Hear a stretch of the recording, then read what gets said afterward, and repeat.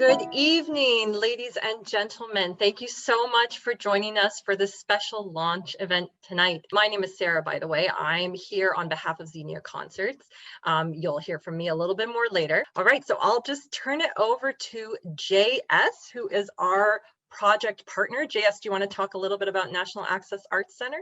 My name is JS Ryu. I am with an organization called the National Access Arts Center. We are proud to be Canada's largest and oldest disability arts organization, where we actively support a growing collective of more than 300 artists living with physical and/or developmental disabilities across not only visual arts programs, which has been part of our sort of bread and butter for the past 47 years, but more recently we have launched into more performing arts related programming, and we'll be launching interdisciplinary theater, music and dance programs over the coming year. So really excited about this partnership. Moving now to talk about this project, sound.colLAB. So this really builds on Xenia and National Access Arts Center's shared vision of accessible arts. And as JS said, we want to see if we can take engagement with music to the next level. So we want to see if we can go beyond inviting people with neurodevelopmental disabilities to enjoy listening to music and see if we can find a way to engage them in the creation of a new musical work. We want to bring them together with musicians and a composer, put everyone in a room, our musical lab, and see if that group can co-create a new musical work that will then be premiered on our series in Toronto. You know, what accessibility considerations do we need to take into account when we bring together in our musical lab the participants, the composer, and the musicians? JS and I have, some experience in this area, but this encounter is really a new kind of encounter. So we want to make sure that we are addressing upfront all the accessibility considerations that might come into play. Another example of a question that we might ask at the workshops is, what is the most effective way for artists and participants to communicate musical ideas for each other? We really want to make this as inclusive as possible. So, we don't necessarily need speaking to happen. Perhaps there's other ways to communicate musical ideas. So we'd love to figure out the best way to make that happen. Another thing that we want to know is, what kind of materials do we have to have in this musical lab to really facilitate the creative process and facilitate idea exchange? Do we need musical instruments there? Do we need electronics? Do we need drawing materials? Again, lots of possibilities. We feel that by bringing people together to talk about this and to talk about those ideas will help us figure that out. And the final thing, I think this is really important to both of our organizations, is we want to figure out how we can enable the participants to continue expressing themselves through music after the project is done. So hopefully at the end of this collaborative endeavor, we will have, we will have a new piece of music that will be performed in Toronto.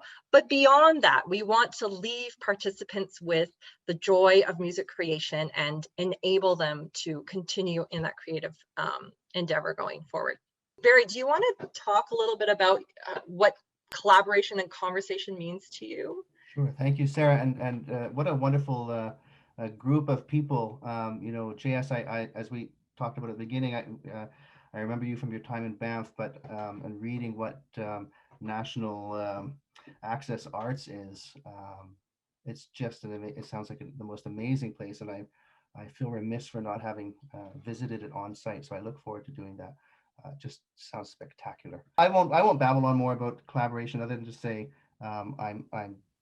it's my life practice, and I'm excited to see it expanding these ways, which I never imagined. Lurian has actually, I asked them to muse on this idea of conversation, and they've prepared a piece for us that they think kind of really brings that into the spotlight. And so you can actually see conversation not only through the experience that Barry just described, but also in the music itself. So do you want to talk a little bit about that, Hez? Yes. Hi, everyone. Thank you so much for having us. We're so excited to be part of this wonderful project. So the idea of collaboration and conversation is just amazing, because the piece we decided to choose for this example is from J.S. Bach. one of the most incredible composers of all time. This piece is really wonderful because he uses the idea of collaboration between two voices, the viola and violin, and he uses it as a conversation. So in this simple invention that we're going to play for you, he uses this one rhythmic motif throughout this really short piece, and and if you listen carefully to it, it will be passing back and forth in different ways. So hope you enjoy this. This is Bach's Invention.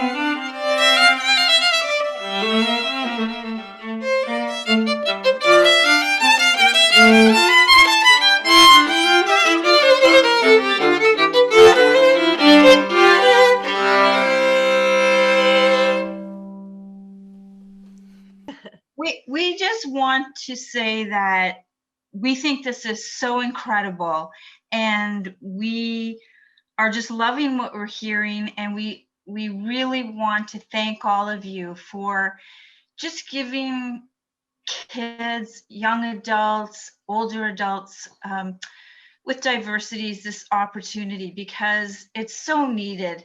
And when, oh my goodness, when Barry, you said you would selfishly learn, honestly, to be able to give to you what we have learned about autism through our great nephew, oh, it's not selfish to give it to you at all. We just want to say how appreciative we are to what you guys are doing for us. So we just want to say thank you from Fern and I and Marcus and Alex. It's just, I have tears in my eyes right now. It's so beautiful. Thank you. Also, just want to say that this project, these workshops are funded by the Canada Council for the Arts. We could not do this without their funding.